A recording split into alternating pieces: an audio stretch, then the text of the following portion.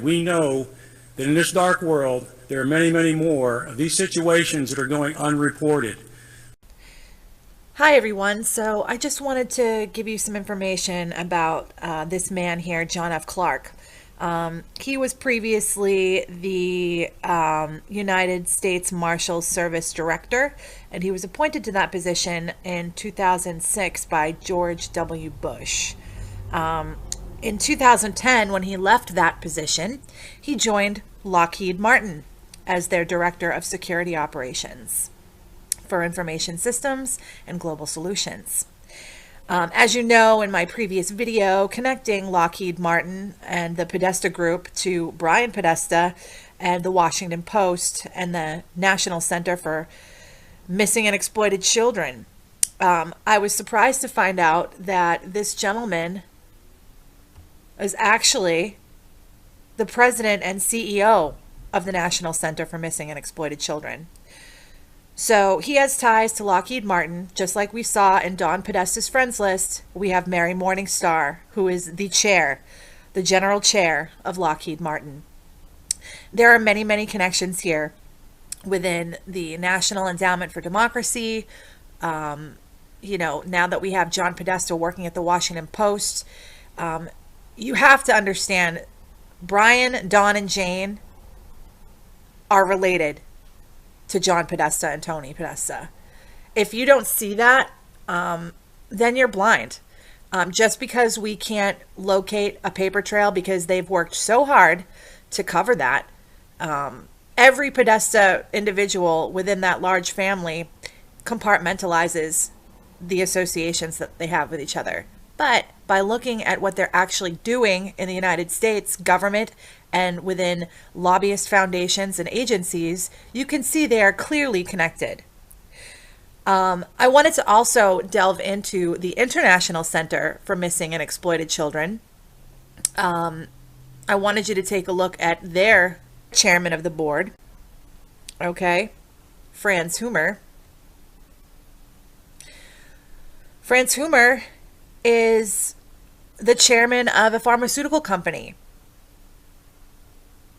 Not only that, but he also is chairman of a multinational alcoholic beverage company.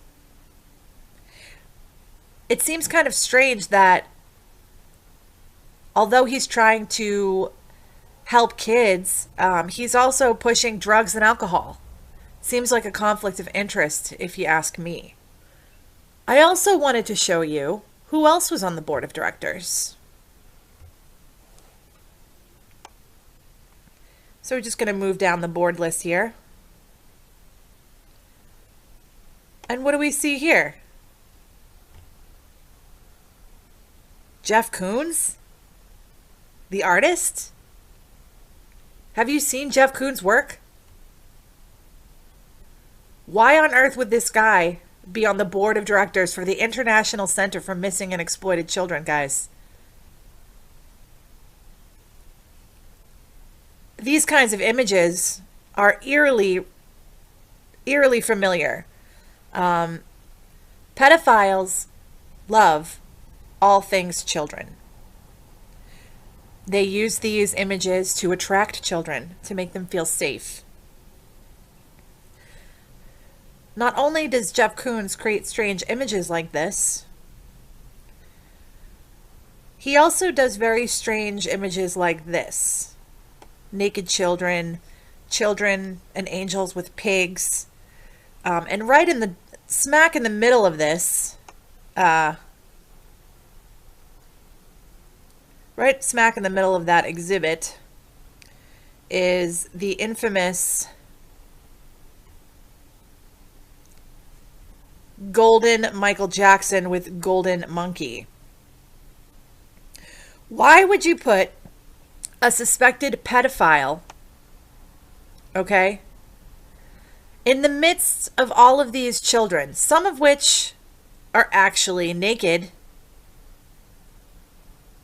It is beyond me. See him right over here? So let's take a look at some other Jeff Koons' work. He has some pornographic work as well.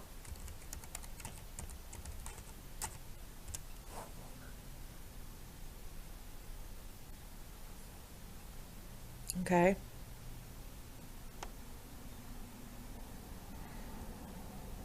And I just want to show you this.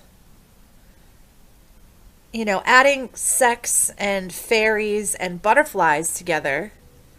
If you know anything about monarch programming, you'll see this. And this is another example of mixing childlike fairy tale with adult sexual content. It doesn't make any sense to me at all.